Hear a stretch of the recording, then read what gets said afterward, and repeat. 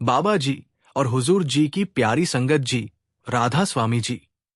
संगत जी, साल 2026 शुरू हो चुका है और वीडियो का टाइटल आपने पढ़ ही लिया होगा कि नए साल में बाबा जी ने भजन सिमरन के नियम बदल दिए हैं।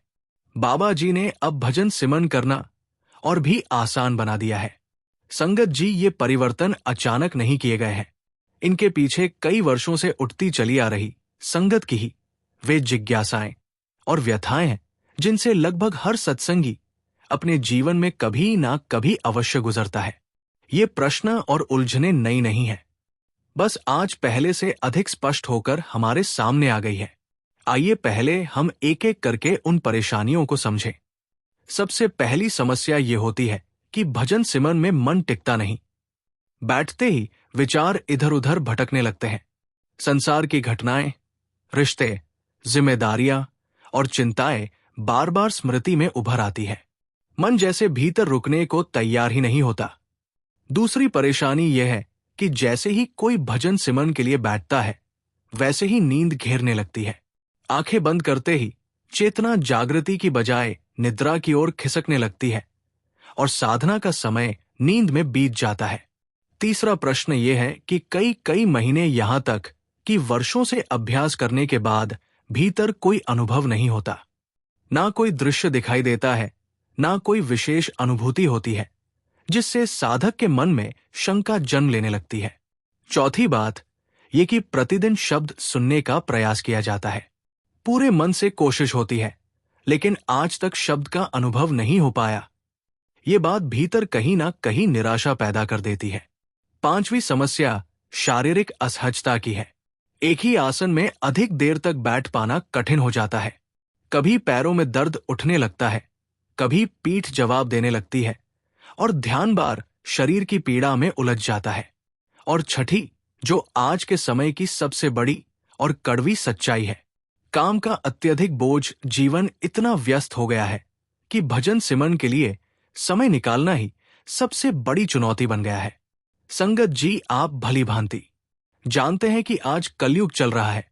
इससे पूर्व सतयुग, त्रेता युग और द्वापर युग बीत चुके हैं और ऐसा कहा जाता है कि कलयुग कुल 4,32,000 साल का है, लेकिन अभी सिर्फ 5,000 साल ही बीते हैं। तो आप सोच सकते हैं कि कितने लाख साल अभी बाकी है और हमें और कितने हजार बार यहां इस संसार में फिर से आना पड़ेगा। पिछले युगों की बात करें तो उन युगों में मनुष्य की आयु बहुत लंबी हुआ करती थी। साधक वर्षों तक निरंतर तपस्या कर सकते थे, कठोर साधनाएं संभव थी और जीवन की गति भी धीमी थी। लेकिन कलयुग में मनुष्य की आयु घट गई है और जीवन की जटिलताएं दिन प्रतिदिन बढ़ती जा रही है। चिंताएं अधिक है, समय कम है और मन पहले से कहीं अधिक अस्थिर हो चुका है। इन्हीं परिस्थितियों को ध्यान में रखते हुए ये बदलाव सामने आए हैं, ताकि आज के समय में साधक की वास्तविक स्थिति को समझते हुए मार्गदर्शन दिया जा सके। आज का मनुष्य निरंतर तनाव, जिम्मेदारियों और भागदौड़ के जाल में उलझा हुआ है। ऐसे हालात में लंबी, कठोर और समय साध्य साधनाएं हर किसी के लिए कर पाना संभव नहीं रह गया है। इन्हीं यथार्थ परिस्थितियों को समझते हुए बाबा जी ने कलयुग के जीवों को नाम का सहारा दिया। बाबा जी ने अपने सत्संगियों को नाम दान प्रदान किया ताकि वे कम समय में भी मालिक से जुड़ सकें और भीतर की यात्रा शुरू कर सकें। इसके बावजूद वर्तमान समय में सत्संगियों को तरह तरह की कठिनाइयों और मानसिक उलझनों का सामना करना पड़ रहा है। इसी सच्चाई को ध्यान में रखते हुए बाबा जी ने सत्संगियों की सीमाओं, समय की कमी, जीवन की जटिलताएं और मानसिक दबाव को गहराई से समझा और वर्ष 2026 में भजन सिमरन को सभी संगतों के लिए और अधिक सहज व सरल बना दिया है। उद्देश्य यही है कि हर कोई आसानी से नाम से जुड़ा रह सके और अपनी आत्मिक यात्रा को निरंतर आगे बढ़ा सके। बाबा जी ने संगत की मुख्य परेशानियों को भली भांति समझ लिया है और उनके समाधान का मार्ग भी स्पष्ट कर दिया है। यदि संभव हो तो आप 2026 में बाबा जी द्वारा बताए गए तरीके के अनुसार अवश्य प्रयास करके देखें। संगत जी, वीडियो में आगे बढ़ने से पहले मेरी सारी संगत से एक छोटी सी विनती हाथ जोड़कर है। आप एक बार आपके अपने चैनल रूहानी मार्ग के कमेंट बॉक्स में राधा स्वामी लिखकर ही आगे का वीडियो देखें। संगत जी, सबसे पहले ये समझना जरूरी है कि वो कौन सी उलझन है जिसे बाबा जी ने सबसे पहले पहचाना। बहुत से सत्संगी ये कहते हैं, बाबा जी, हमें भजन सिमरन करते हुए कई वर्ष बीत गए, लेकिन आज तक भीतर कुछ भी दिखाई नहीं दिया। इस पर बाबा जी ने बड़ी गहराई से समझाया कि इसका ये अर्थ बिल्कुल नहीं है कि आप गलत मार्ग पर चल रहे हैं। बाबा जी ने कहा, अगर आप आंखें बंद करके केवल अंधेरा ही देख पा रहे हैं तो भी चिंता करने की कोई बात नहीं है। उस अंधेरे में भी मैं आपकी ओर ही देख रहा हूं, ये देखने के लिए कि आप कितनी सच्चाई और लगन से भजन सिमरन कर रहे हैं। मैं सिर्फ संगत के भाव देखता हूं। मुझे इस बात से फर्क नहीं पड़ता कि संगत को अपने अंदर अंधेरा दिख रहा है या रोशनी। संगत जी, जरा इस बात पर ठहर कर विचार कीजिए। बाबा जी ने अपनी संगत के लिए कितनी सुंदर और आश्वस्त करने वाली बात कही है। मैं फिर दोहराता हूं, अगर आप आंखें बंद करने पर सिर्फ अंधेरा देख रहे हैं, तब भी उस अंधेरे में मेरी दृष्टि आप पर ही है। अब आप स्वयं कल्पना करके देखें कि बाबा जी ने कितने प्रेम और करुणा से ये बात समझाई है। इसलिए इस चिंता में मत उलझिए कि भजन सिमरन के समय भीतर आपको केवल अंधेरा ही दिखाई देता है। आपने जो भी समय, जो भी प्रयास और जो भी सच्ची भावना भजन सिमरन में लगाई है, वो सब मेरी निगाह में दर्ज हो रहा है। बाबा जी ने स्पष्ट कहा, आंखें बंद करने पर जो अंधेरा दिखाई देता है वो भी मैं ही हूं, और यदि कभी प्रकाश दिखाई दे जाए तो वह भी मैं ही हूं। अब सोचिए, एक साधक के लिए इससे बढ़कर और क्या चाहिए। आप बस निष्कपट मन से बिना किसी इच्छा या अपेक्षा के निरंतर भजन सिमरन करते रहे। अब दूसरी बात उस समस्या की है जो बहुतों के साथ होती है, भजन सिमरन के समय नींद आ जाना। इस विषय में बाबा जी ने सबसे पहले ये समझने को कहा कि आखिर नींद आती क्यों है। बाबा जी के अनुसार इसके मुख्य रूप से दो कारण हो सकते हैं। पहला कारण ये कि भीतर से भजन सिमरन करने की सच्ची रुचि नहीं बन पा रही होती और मन अनिच्छा से केवल मजबूरी में बैठने की कोशिश कर रहा होता है। दूसरा कारण ये कि दिन भर की मेहनत और थकान के बाद शरीर विश्राम चाहता है, इसलिए वो नींद की ओर खींचने लगता है। यदि आपको ये महसूस हो कि भजन सिमरन पर बैठने का मन नहीं बन रहा, तो बाबा जी ने इसका भी सरल उपाय बताया है। भजन सिमरन शुरू करने से लगभग आधा घंटा पहले कोई आध्यात्मिक पुस्तक पढ़ लें, सत्संग सुन लें या शब्द का श्रवण कर लें। इससे मन के भीतर भजन सिमरन के प्रति स्वाभाविक आकर्षण जागने लगता है। और यदि समस्या नींद की है तो बाबा जी ने साफ कहा कि शुरुआत में सीधे 2.5 घंटे बैठने का दबाव अपने ऊपर ना डालें। छोटे समय से आरंभ करें। कुछ दिनों तक केवल 10 से 12 मिनट बैठने का अभ्यास करें। जब मन धीरे धीरे इस अवधि में स्थिर होने लगे, तब समय को सहज रूप से बढ़ाते चले जाएं। बाबा जी ने यह भी समझाया कि अधिक भोजन, भारी खाना और भजन सिमरन से पहले मोबाइल या टीवी का अधिक उपयोग भी नींद को बढ़ाता है। इन बातों से यथासंभव बचने का प्रयास करें। सबसे महत्वपूर्ण और स्नेहपूर्ण बात बाबा जी ने ये कही कि यदि भजन सिमरन करते हुए नींद आ भी जाए तो उससे निराश ना हो। जैसे कोई बच्चा मां की गोद में सो जाए तो मां कभी दुखी नहीं होती, उसी तरह आप सच्ची भावना और ईमानदार नियत से भजन सिमरन करते रहें। बस यही पर्याप्त है।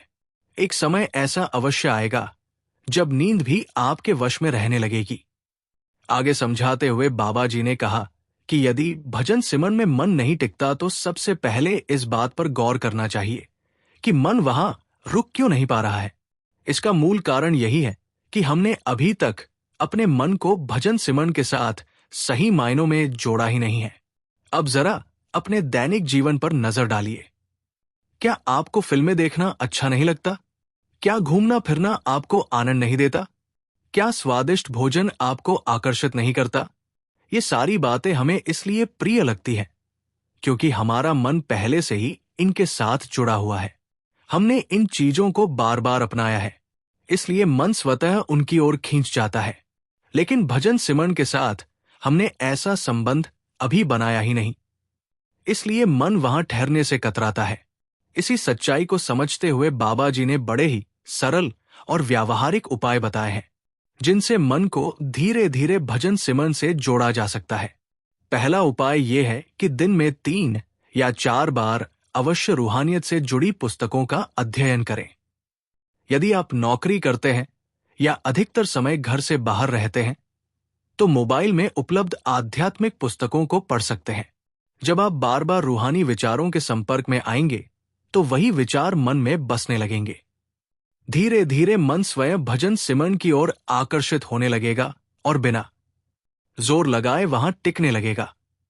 बाबा जी का स्पष्ट वचन है, पहले मन के साथ संबंध बनाइए, फिर वही मन स्वयं भजन सिमरन में रमने लगेगा।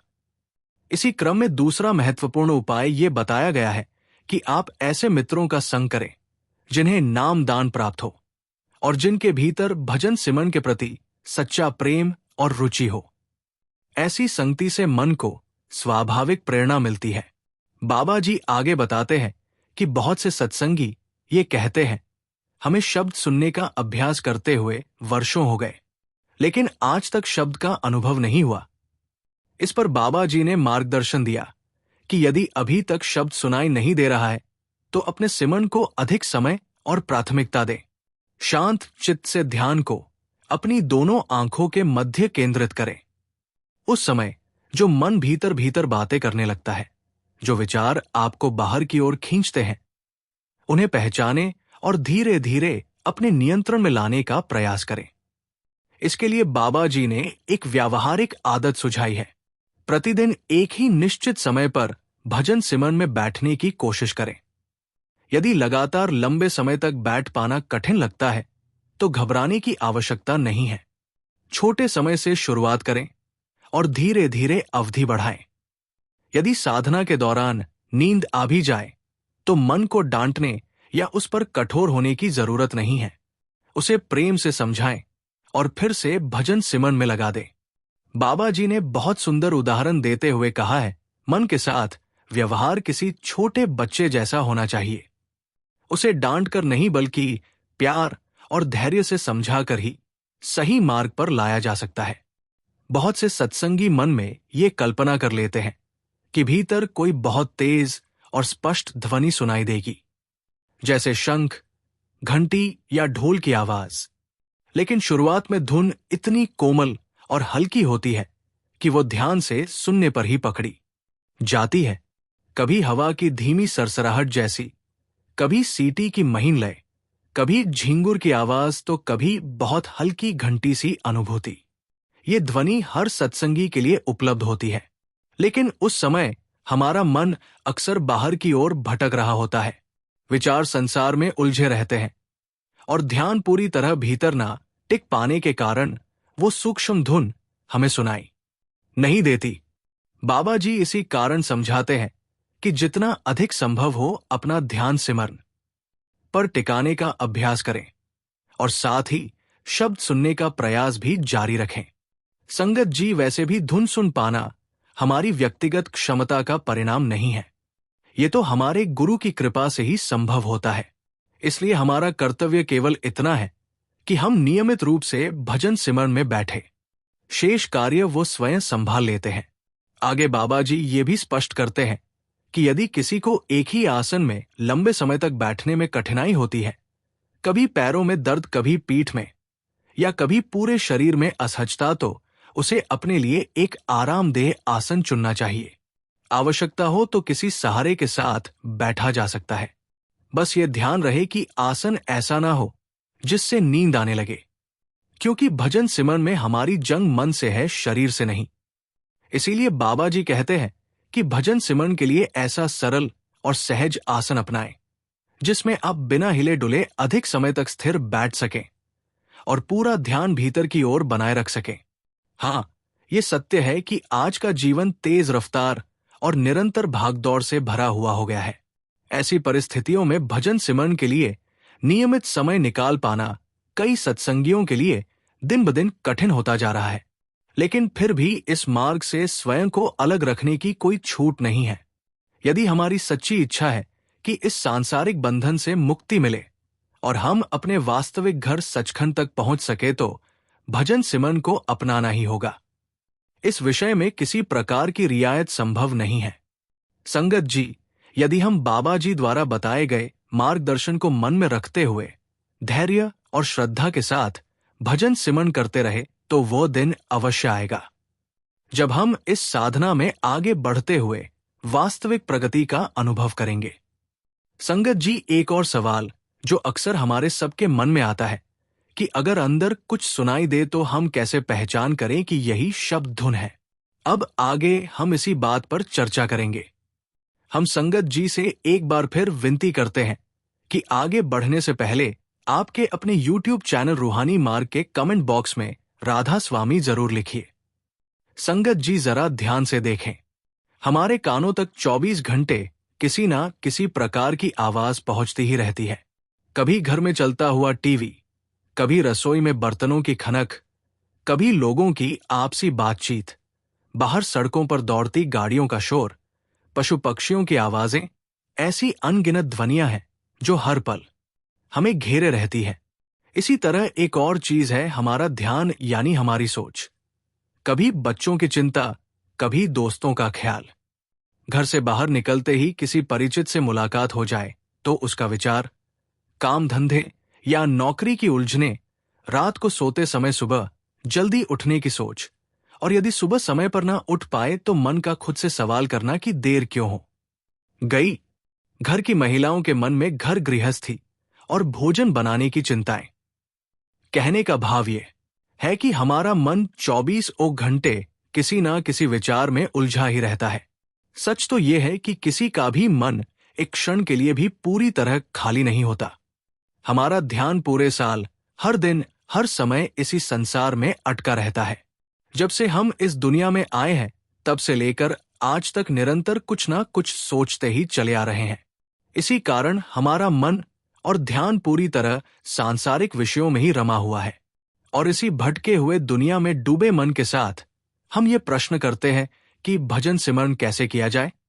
संगत जी, जिन सत्संगियों को नामदान प्राप्त हो चुका है उन्हें नामदान के समय ये पूरी प्रक्रिया स्पष्ट रूप से समझाई गई थी। सबसे पहले सिमरन करना है और सिमरन के पश्चात भजन में बैठना है। इस अभ्यास के दौरान अपना संपूर्ण ध्यान संसार से हटाकर दोनों आंखों के मध्य माथे के स्थान पर एकत्र करना है। आध्यात्मिक भाषा में इसी स्थान को तीसरी आंख कहा गया है। संगत जी, ये बात सुनने में जितनी सरल प्रतीत होती है, व्यवहार में उतनी ही कठिन है। कारण साफ है, हमारा ध्यान 24 घंटे संसार और सांसारिक उलझनों में डूबा रहता है। ऐसे में हम ये मान लेते हैं कि भजन के समय सहज ही अपना ध्यान समेटकर आंखों के बीच ले आएंगे। क्या ये संभव है? हाँ, संभव तो है, लेकिन इसके लिए पहले मन को खाली करना पड़ता है। यदि मन को शांत और रिक्त किए बिना ही हम भजन पर बैठ जाते हैं तो ध्यान में वही दुनियावी दृश्य उभरते हैं। आज क्या किया? किससे मुलाकात हुई? किससे बहस हो गई? क्या खाया? परिवार, बच्चे, मित्र, रिश्तेदार, इन सबके चेहरे और घटनाएं मन में घूमने लगती हैं। इसीलिए संगत जी, ये बार बार समझाया गया है कि भजन पर बैठने से पहले स्वयं को पूरी तरह तैयार करना आवश्यक है। जैसे हम किसी शादी में जाने से पहले अच्छी तरह सजते संवरते हैं, उपयुक्त वस्त्र पहनते हैं और तब जाकर समारोह में शामिल होते हैं, या जैसे घर की महिलाएं भोजन बनाने से पहले आटा गूंदती है, सब्जियां काटती है और सारी तैयारी करती है। आशय यह है कि संसार का कोई भी कार्य हो, उसे पूरा करने के लिए हम पहले से तैयारी करते हैं ताकि वो जिम्मेदारी ठीक से निभाई जा सके। लेकिन जब बात मालिक के प्रति अपनी जिम्मेदारी निभाने की आती है तो हम प्राय बिना किसी तैयारी के ही भजन सिमरन के लिए बैठ जाते हैं। जो समय तय किया होता है बस उसके आते ही बैठ जाते हैं और ये मान लेते हैं कि काम अपने आप बन जाएगा। तैयारी के अभाव में बैठने का कारण ये भी है कि हम मालिक की दी हुई दानतों और उसकी बख्शीश की कदर नहीं करते। हम ये मान लेते हैं कि सांसें तो मुफ्त मिल रही हैं और जो स्वस्थ शरीर हमें मिला है वो केवल हमारे अच्छे खान पान का परिणाम है। संगत जी, कभी जाकर उन लोगों से पूछिए जो अस्पतालों में पड़े हैं। वहां एक एक सांस की कितनी बड़ी कीमत चुकानी पड़ती है। और यदि ये सब कुछ हमें मालिक की कृपा से मिला है, तो क्या हमारा फर्ज नहीं बनता कि हम उसका शुक्र अदा करें, उसके लिए प्रयास करें। हमारे पास दिन भर हर तरह के कामों के लिए समय निकल आता है, लेकिन जिसकी बदौलत हम सांस ले पा रहे हैं, उसे याद करने के लिए हम एक पल भी नहीं निकालते। संगत जी, जब हम मालिक की याद में बैठे, जब भजन पर बैठे, तो ये निश्चय कर लें कि मन में बाहरी बातों को जगह नहीं देनी है। ये सच है कि कुछ ना कुछ सांसारिक विचार आ ही जाते हैं, पर असली अड़चन तब पैदा होती है जब उन विचारों से ऊपर उठते ही मन नई उलझनों में फंस जाता है कि धुन किस कान से सुनाई देगी, दाएं से या बाएं से उसकी आवाज कैसी होगी, बांसुरी जैसी, ढोल जैसी या कुछ और संगत जी धुन कैसी होगी और किस ओर से सुनाई देगी। ये हमारे बस की बात नहीं है। ये सब मालिक पर छोड़ देने की बात है। ये उसकी मौज है कि वो हमें कैसे और कहां से सुनाए। यदि हम इन प्रश्नों को मन में लेकर भजन पर बैठेंगे तो बस बैठे ही रह जाएंगे और कुछ भी प्राप्त नहीं कर पाएंगे। इसलिए इन सब चिंताओं को छोड़कर केवल सच्चे मन से भजन सिमरन में टिके रहना ही हमारा काम है। और जब हम भजन पर बैठकर सब कुछ मालिक की रजा पर छोड़ देते हैं, अपने बिखरे हुए ध्यान को समेटने का अभ्यास करने लगते हैं, तो मालिक अपनी बख्शीश जरूर करता है और एक दिन धुन भी सुनाई देने लगती है। लेकिन संगत जी, यहां एक बात बहुत समझने वाली है। कई बार ऐसा होता है कि कुछ लोग भजन पर बैठते ही किसी तरह की आवाज सुनने लगते हैं और उन्हें लगता है कि यही शब्द धुन है, जबकि वास्तव में वो आवाज उनके अपने विचारों या कल्पनाओं से पैदा हो रही होती है। जब हम दुनियावी ख्यालों से भरे मन के साथ भजन पर बैठते हैं, तो मन अपने आप ही तरह तरह की ध्वनियां गढ़ने लगता है और हम भ्रम में आकर उन्हें धुन मान लेते हैं, पर वो असली धुन नहीं होती। असली धुन जब प्रकट होती है तो अभ्यासी अपनी शुद्ध बुद्ध तक भूलने लगता है। आज की स्थिति यह है कि जब आप सिमरन में बैठते हैं तो कुछ देर बाद नींद आने लगती है और मन कहता है थोड़ी देर सो ही लेता हूं। लेकिन जिस दिन आप भजन पर बैठेंगे, ध्यान सच्चे अर्थों में लग जाएगा और धुन सुनाई देने लगेगी। उस दिन भीतर इतनी ऊर्जा जाग उठेगी कि नींद अपने आप दूर हो जाएगी। शरीर पूरी तरह सक्रिय हो जाएगा क्योंकि भीतर धुन प्रकट हो चुकी होगी। लेकिन संगत जी, उस अवस्था तक पहुंचना आसान नहीं है। उसके लिए निरंतर अभ्यास, धैर्य और मेहनत चाहिए। आज अधिकतर अभ्यासी इसी उलझन में पड़ जाते हैं कि शायद इस तरह बैठने से धुन सुनाई दे जाए या उस तरह बैठने से सुनाई दे। कोई 15 मिनट एक अवस्था में बैठकर सोचता है, अब आसन बदल कर देखता हूं, शायद इस तरह बैठने से धुन सुनने लगे। यही भटकाव असली प्रगति में बाधा बन जाता है। संगत जी, यदि हम इस तरह भजन करेंगे तो हमारी मेहनत का वास्तविक फल नहीं मिल पाएगा। भजन पर बैठने से पहले ही हमें यह तय करना होगा कि हम किस अवस्था में बैठेंगे। जिस आसन में हमें सहजता और स्थिरता महसूस हो, उसी अवस्था में बैठकर अपना अभ्यास पूरा करना है। ऐसा नहीं होना चाहिए कि हर 15 मिनट बाद हम बैठने की स्थिति बदलते रहें। एक ही अवस्था में बैठने से शुरू में शरीर में हल्का फुल्का दर्द या असहजता हो सकती है, लेकिन मालिक के लिए इतना कष्ट तो हमें स्वीकार करना ही चाहिए। यदि थोड़ी सी पीड़ा और थकान सहने से हमें सफलता मिल सकती है, तो उस पीड़ा को धैर्य से सह लेना चाहिए। लेकिन यदि दर्द के कारण बार बार आसन बदलते रहेंगे तो स्थिरता नहीं बनेगी और सफलता भी दूर रह जाएगी। शुरुआत में जब हम लगातार कुछ दिनों तक एक ही अवस्था में बैठते हैं, तो शरीर स्वाभाविक रूप से प्रतिक्रिया करता है, लेकिन कुछ समय बाद शरीर को उस अवस्था की आदत पड़ जाती है। फिर वही शरीर हमें लंबे समय तक बिना परेशानी के उसी आसन में बैठने की अनुमति देने लगता है। समस्या यह है कि हम बहुत जल्दी परिणाम चाहते हैं। 3-4 दिन बीतते ही मन कहने लगता है, अब तक तो कुछ सुनाई नहीं दिया, और इसी उतावलेपन में हम चौथे दिन आसन बदल देते हैं। अब जरा सोचिए, क्या हम 3-4 दिनों में ही कामयाबी हासिल करना चाहते हैं? जब किसी बच्चे को डिग्री मिलती है तो उसे कितने वर्षों तक स्कूल और कॉलेज में मेहनत करनी पड़ती है, तब जाकर वो उस मुकाम तक पहुंचता है। लेकिन हम चाहते हैं कि रूहानियत के सफर की वो डिग्री हमें कुछ ही दिनों में मिल जाए। जब हम पहली बार स्कूल गए थे तो शुरुआती दिनों में डर लगता था, रोना आता था, लेकिन कुछ ही समय में स्कूल जाना हमारी आदत बन गया। फिर हम धीरे धीरे एक कक्षा से दूसरी कक्षा में आगे बढ़ते गए और अंततः डिग्री प्राप्त कर ली। उसी तरह यदि भजन सिमरन शुरू करने के 101 दिन बाद ही हम ये सोचने लगे कि अब तो धुन सुनाई देने लगनी चाहिए, तो ये अपेक्षा वास्तविकता से दूर है। इस मार्ग पर आगे बढ़ने के लिए समय, धैर्य और निरंतर अभ्यास तीनों की आवश्यकता होती है। संगत जी कई बार तो लगभग 100 दिन इसी बात को समझने में लग जाते हैं कि हमें किस आसन में बैठने पर सहजता और स्थिरता महसूस होती है। ये जरूरी नहीं कि हर किसी को धुन सुनने में वर्षों ही लगे। संभव है कि किसी का ध्यान एक ही महीने में जम जाए, और यह भी हो सकता है कि किसी को 5 साल बाद भी वही अवस्था ना मिले। ये सब हमारी सोच पर, हमारे ख्यालों पर निर्भर करता है कि हम कितनी जल्दी और कितनी सरलता से अपने मन को संसार से हटाकर मालिक की स्मृति में लगा पाते हैं। ये बात हमारे पूर्व जन्मों के कर्मों से भी जुड़ी हुई है।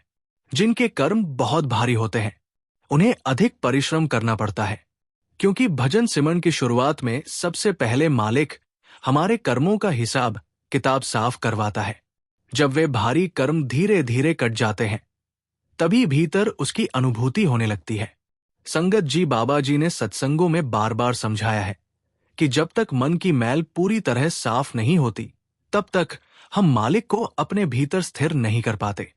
जन्म जन्मांतर की ये मैल मन पर जमी रहती है, जो उसे काला और बोझिल बना देती है।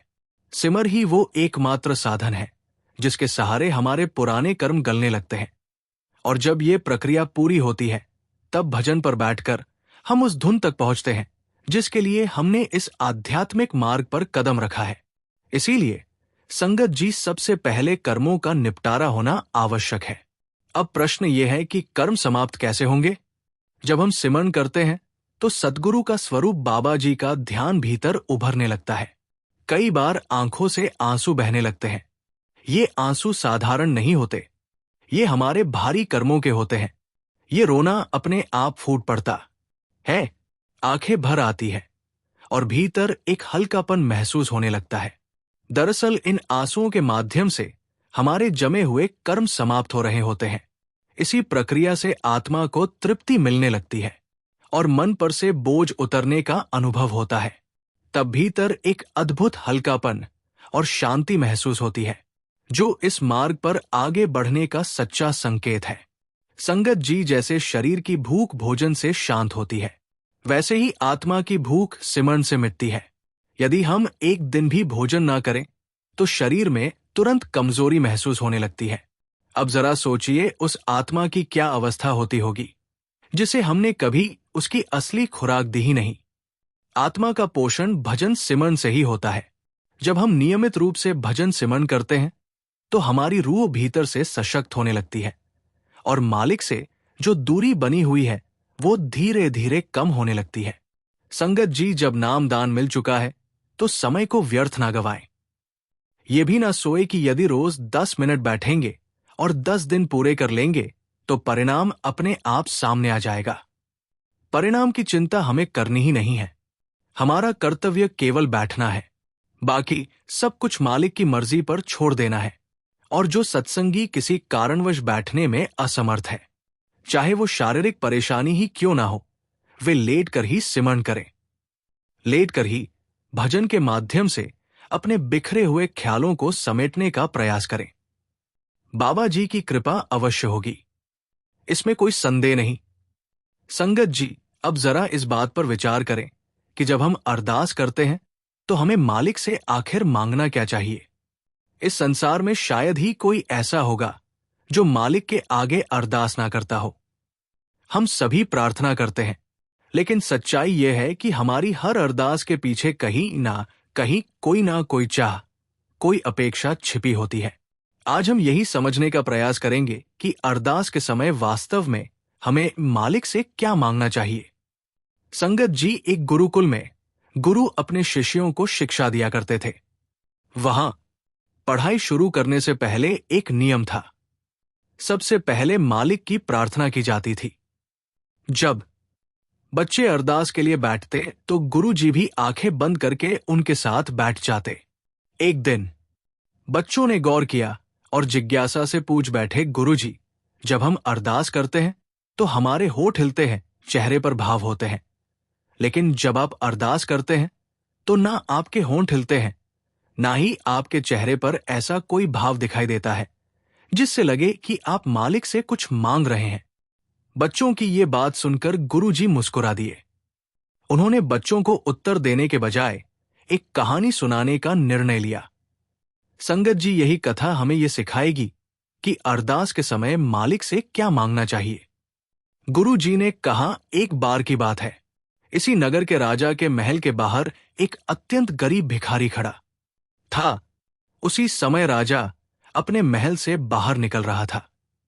राजा की नजर उस भिखारी पर पड़ी तो वो रुक गया। भिखारी की दशा ऐसी थी मानो उसने कई दिनों से अन्न का एक दाना भी ना खाया हो।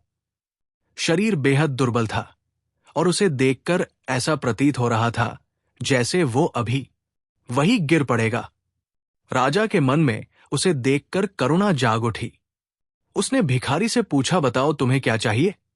इस पर भिखारी ने बड़ी गहरी बात कह दी। उसने कहा, महाराज, यदि आपके दरवाजे पर आकर भी मेरी जरूरत आपको स्वयं समझ में नहीं आती तो फिर मेरे मांगने का क्या अर्थ रह जाता है। मैं आपके सामने खड़ा हूं, आपने मुझे देख भी लिया है, लेकिन यदि देखकर भी आप ये नहीं जान पा रहे कि मुझे क्या चाहिए तो फिर मेरे कहने से क्या बदलेगा। गुरुजी ने बच्चों को बताया कि जिस दिन उन्होंने ये दृश्य देखा उस दिन उस भिखारी की बात ने उनकी आंखें खोल दी। उसी क्षण उन्हें यह बोध हो गया कि जो हमारी पीड़ा और आवश्यकता को समझते हुए भी कृपा ना कर सके वो ईश्वर कैसा, और यदि वो सच में रब है, सर्वसमर्थ है, तो फिर उससे कुछ मांगने की जरूरत ही क्या है। जो मेरे लिए उचित होगा, जो मेरे हित में होगा, वो रब स्वयं मेरी झोली में डाल देगा। संगत जी, यही बात बाबा जी भी बार बार समझाते हैं। जो हमें देने की सामर्थ्य रखता है उसमें ये समझने की शक्ति भी अवश्य है कि हमारे लिए क्या सही है और क्या नहीं। संगत जी, भक्त प्रहलाद ने भी मालिक से यही प्रार्थना की थी, हे प्रभु, मुझसे मांगने की इच्छा ही समाप्त कर दीजिए। और बाबा फरीद ने मालिक से अरदास की थी, हे मेरे मालिक, मुझे दुख और कठिनाइयां देते रहना ताकि मैं हर पल तुझे याद करता रहूं। संगत जी, ये एक अटल सत्य है कि जो वस्तु मालिक ने हमारे भाग्य में नहीं लिखी वो कितनी भी अरदास करने पर हमें प्राप्त नहीं होगी, और जो उसने हमारे लिए निर्धारित कर दी है वो बिना मांगे भी हमें मिल जाती है। इसलिए अरदास के समय मालिक से बस इतना ही कहना चाहिए, हे मेरे दाता, जो तुझे मेरे लिए उचित लगे वही मुझे प्रदान कर दे, फिर वो चाहे सुख के रूप में आए या दुख के रूप में। संगत जी, इसका भाव ये है कि अपनी इच्छाओं को आगे रखने के बजाय सब कुछ मालिक की मौज पर छोड़ देना चाहिए। कई बार ऐसा होता है कि हम मालिक से बहुत छोटा सा ही मांग बैठते हैं, जबकि मालिक हमें उसे कहीं अधिक देने की योजना बनाए होता है। इसी कारण अरदास के समय मांगने से अधिक जरूरी है। समर्पण और कृतज्ञता हर प्रार्थना में मालिक का शुक्र अदा करना ही सच्ची अरदास है। साध संगत जी, सभी को प्यार भरी राधा स्वामी जी। संगत जी, आगे हम आपको नामदान की महिमा के बारे में बताने जा रहे हैं। जिस इंसान पर उस कुल मालिक की अपार कृपा होती है उसको ही नामदान की बख्शीश होती है। लेकिन हम क्या करते हैं, पहले तो हम सोचते हैं कि हमें एक बार नामदान मिल जाए तो हम बहुत ज्यादा भजन स्मरण करेंगे, लेकिन जब हम पर उस कुल मालिक की दया से नामदान मिल जाता है उसके बाद हम भजन सिमरन करते नहीं और नामदान को लेकर रख लेते हैं। हम कहने लग जाते हैं कि हमें टाइम नहीं मिलता, हमें बाल बच्चों से फुर्सत नहीं मिलती, और भी बहुत से बहाने बनाने लग जाते हैं। बाबा जी ने कहा है कि नामदान मिलने का मतलब ये नहीं कि आपको मुक्ति मिल गई है। अगर नामदान लेकर भजन सिमरन करोगे, गुरु के हुक्म पर चलोगे तो ही मुक्ति मिलेगी। नामदान लेकर रख लेने से कभी भी मुक्ति नहीं मिलेगी। साध संगत, ये साखी भी नामदान से संबंधित है। साध संगत जी, ये साखी एक सच्ची घटना है। आज इस साखी में हमें पता चलेगा कि अगर हमने नाम दान ले लिया है, अगर हमें नाम की बख्शीश हो गई है, तो हमें किन किन बातों का ख्याल रखना पड़ता है, किन किन चीजों का हमें ख्याल रखना पड़ता है ताकि जिनसे हमने नाम लिया है, जिनसे हमने नाम की बख्शीश ली है, वो हमसे नाराज ना हो सके, हमारा सद्गुरु हमसे नाराज ना हो सके। साध संगत जी, आप जानते हैं कि अगर गुरु नाराज हो जाए, गुरु अपने शिष्य से नाराज हो जाए, तो शिष्य की क्या हालत होती है। उसके लिए फिर ये दुनिया कोई मायने नहीं रखती। वो अपने मुर्शीद को मनाने के लिए कुछ भी करने के लिए तैयार हो जाता है। आप बुल्ले शाह जी को देख सकते हैं कि जब उनके गुरु उनसे नाराज हो गए, जिनसे उन्होंने नाम बख्शीश ली हुई थी, तो उनकी क्या हालत हुई। बुल्ले शाह जी को क्या क्या करना पड़ा था, क्या क्या उन्होंने नहीं किया था। यहां तक कि वो कंजरी बनकर अपने गुरु के लिए नाचने लग गए थे। उन्होंने अपने पैरों में घुंघरू डाल लिए थे कि जिसको नहीं भी पता उसको भी पता चल जाए कि गुरु का इश्क, गुरु का प्यार क्या होता है। अगर गुरु अपने शिष्य से नाराज हो जाए तो उसकी क्या हालत होती है, ये आप जान सकते हैं। तो आज इस साखी में हमें इसी के बारे में पता चलेगा। तो साखी को पूरा सुने, क्या पता गुरु की कौन सी बात आपके दिमाग में उतर जाए और आपका पार उतारा कर दे। गुरु प्यारी साध संगत जी एक सत्संगी परिवार था, जिन्होंने एक पूर्ण संत महात्मा की शरण ली हुई थी। उनसे नाम दीक्षा भी ली हुई थी और वो संत एक पहुंचे हुए संत थे। साध संगत जी, हम पहुंचा हुआ उसे कहते हैं जो हमें मालिक से मिला दे, जो उस कुल मालिक से मिला हुआ हो, जिसने वो रास्ता तय किया हो, जिसने वो मंजिलें जानी हो, जो पार ब्रह्म तक गया हो, उसे हम एक पूर्ण संत महात्मा कहते हैं। जो पूर्ण संत महात्मा होते हैं, वो हमें केवल नाम की कमाई में लगाते हैं। वो हमें केवल और केवल अंदर जाने के लिए बोलते हैं, नाम सिमरन करने के लिए बोलते हैं, धुन को सुनने के लिए बोलते हैं। वो हमें बाहर मुखी भक्तियोग बाहर के कार्यों में नहीं लगाते, वो हमें अंदर जाने का उपदेश देते हैं। पूर्ण संत ज्यादा से ज्यादा भजन सिमरन करने का और ज्यादा से ज्यादा नाम की कमाई करने का हमें उपदेश देते हैं। उन्हें बाहर के कार्यों से कोई लेना देना नहीं होता। वह ज्यादा जोर अंदर की तरफ देते हैं ताकि जीव का अंदर उस कुल मालिक के साथ मिलाप हो जाए। जीव अंदर उस नाम रूपी धुन को सुन ले और उसमें मोहित होकर उस कुल मालिक में मिल जाए। ये एक पूर्ण संत महात्माओं की पहचान होती है कि वो अपने सत्संग में केवल नाम की चर्चा करते हैं, नाम के बारे में ही बताते हैं और कोई बातें नहीं करते। उनकी रहनी सहनी भी बहुत ही अलग होती है। साध संगत जी ऐसे ही एक सत्संगी परिवार था, जिन्होंने एक पूर्ण संत महात्मा से नाम दीक्षा ली हुई थी। वो उनको कुल मालिक का रूप मानते थे और साथ ही साथ वो अन्य स्थानों की देवी देवताओं की पूजा भी करते थे और ये बात उनके गुरु जी को मालूम थी। साध संगत जी, जो एक पूर्ण संत महात्मा होता है, वो कभी भी किसी को बुरा नहीं कहता, कभी भी किसी को ये नहीं कहता कि तुम ये गलत कर रहे हो। वो तो कहते हैं कि जो जहां पर लगा है वो ठीक है, हम उसे गलत ठहरा नहीं सकते। जो जिसकी पूजा कर रहा है वो भी ठीक है, क्योंकि जिसको मालिक ने अपने से मिलाना होता है, उस पर मालिक खुद अपनी कृपा करता है, खुद उसको वो समझ देता है, खुद उसको वो ज्ञान देता है। ये सिर्फ तो उसकी कृपा से ही हो सकता है। और मालिक के नाम का ज्ञान, मालिक की भजन बंदगी का ज्ञान भी उसकी कृपा से ही होता है। तभी जीव उस राह पर चलता है। मालिक हर पल उसकी संभाल करता है, उसका मार्गदर्शन करता रहता है। लेकिन हमें से कुछ जीव होते हैं जो डोल जाते हैं, जिनको भरोसा नहीं होता, जिनका मन डोल जाता है। ऐसी परिस्थिति में अक्सर हम दूसरों के पास जाते हैं कि वो हमारी मदद करें। तो साध संगत जी ऐसे ही वो सत्संगी परिवार भी था, जिनका बहुत अच्छा बिजनेस था, अच्छा काम उनका चल रहा था। लेकिन जैसे कि आप जानते हैं कि बिजनेस में उतार चढ़ाव तो चलते ही रहते हैं, कुछ ना कुछ होता ही रहता है। तो उन्हें बिजनेस में बहुत सारा नुकसान हो गया। उनका घर तक दाव पर लग गया और जब ऐसी मुसीबत आई तो वो अपने गुरु जी के पास गए। साध संगत जी उन्होंने कहा कि हमें डोलना नहीं है, उस कुल मालिक पर विश्वास रखना है। वो जो भी करता है ठीक ही करता है। अगर वो एक रास्ता बंद कर देता है तो 10 और खोल देता है। हमें उसकी भजन बंदगी को समय देना है, बाकी कार्य उसका है। हमें दिल नहीं छोड़ना, हमें उस पर विश्वास रखना है, उस पर भरोसा रखना है, वो सब ठीक कर देगा। जब ये बातें उनके गुरु जी ने उनसे कही तब वो घर आ गए और घर आकर उनके कुछ अन्य परिवार वालों ने पूछा कि गुरु जी ने क्या कहा, तो उन्होंने कहा कि गुरु जी ने उपदेश दिया है कि मालिक पर भरोसा रखो, उस पर विश्वास रखो, मालिक सब ठीक कर देगा।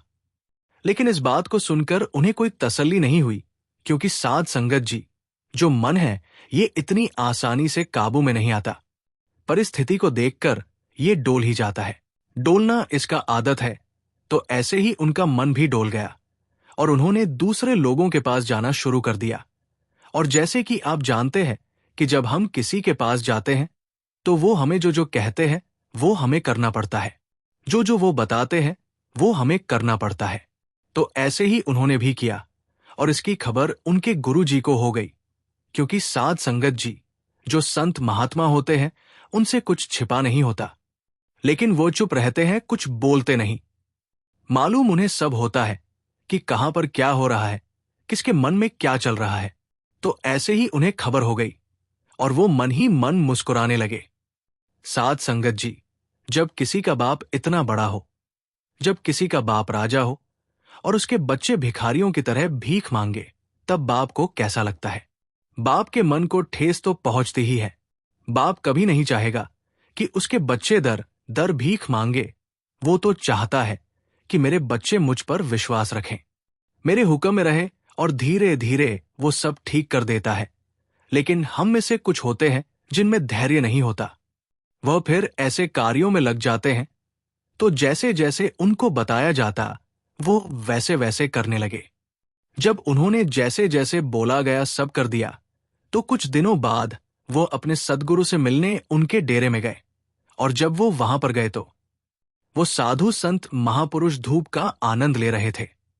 सर्दियों का मौसम था, धूप बहुत ही अच्छी निकली थी और वो धूप का आनंद ले रहे थे। उनके डेरे में और कोई नहीं था। वो अक्सर हफ्ते में 1 या 2 बार शरीर की मालिश करवाया करते थे, क्योंकि साध संगत जी उनकी भजन बंदगी इतनी थी कि वो घंटों बैठे रहते। दिन रात का कोई हिसाब नहीं होता। अगर मालिक की भजन बंदगी के लिए वो गए हैं तो पता नहीं कब लौट कर आएंगे। इसका कोई समय बताया नहीं जा सकता।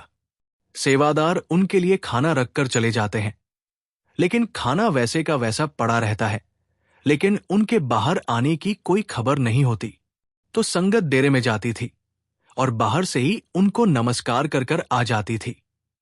लेकिन उस दिन सौभाग्य से गुरुजी धूप का आनंद ले रहे थे, तो उन्होंने उस परिवार के कुछ जीवों को अपने डेरे में सेवा में लगा दिया और उन्होंने बहुत ही प्यार से वहां पर सेवा की। परिवार के कुछ सदस्य गुरु जी की मालिश करने लग पड़े।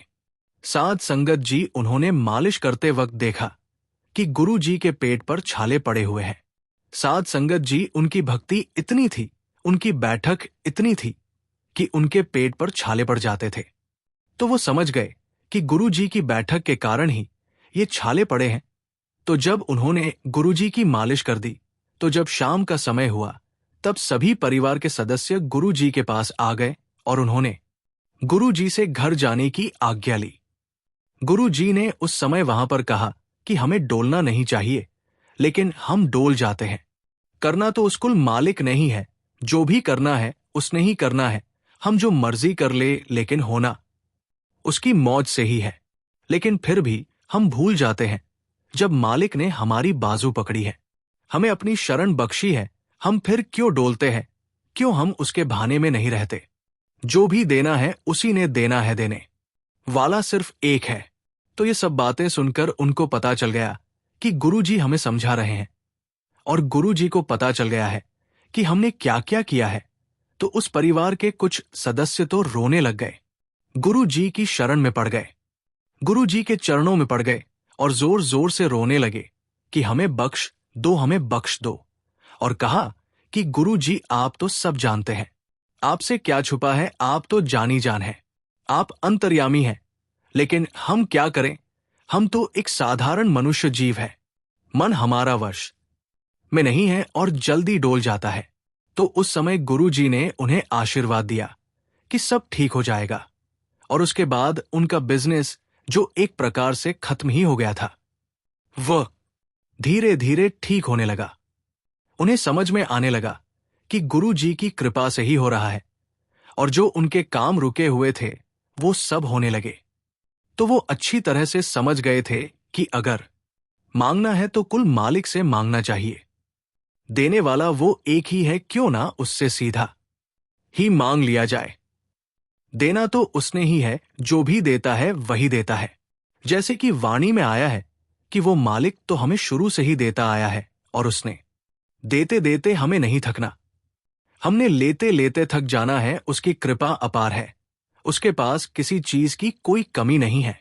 हमें उसकी शरण लेनी चाहिए, जो भी हमारी अरदास विनती होती है उससे की जानी चाहिए, क्योंकि मुश्किल के समय बाप ही अपने बच्चों की सहायता करता है। इसी के साथ संगत जी, हम आपसे इजाजत लेते हैं। कल फिर मिलते हैं नए सवाल, जवाब और साखी के साथ। अगर ये वीडियो आपके दिल को छू गई हो तो इसे लाइक करें। आप जी से विनती है, कमेंट में राधा स्वामी और अपने शहर का नाम जरूर लिखें। राधा स्वामी जी।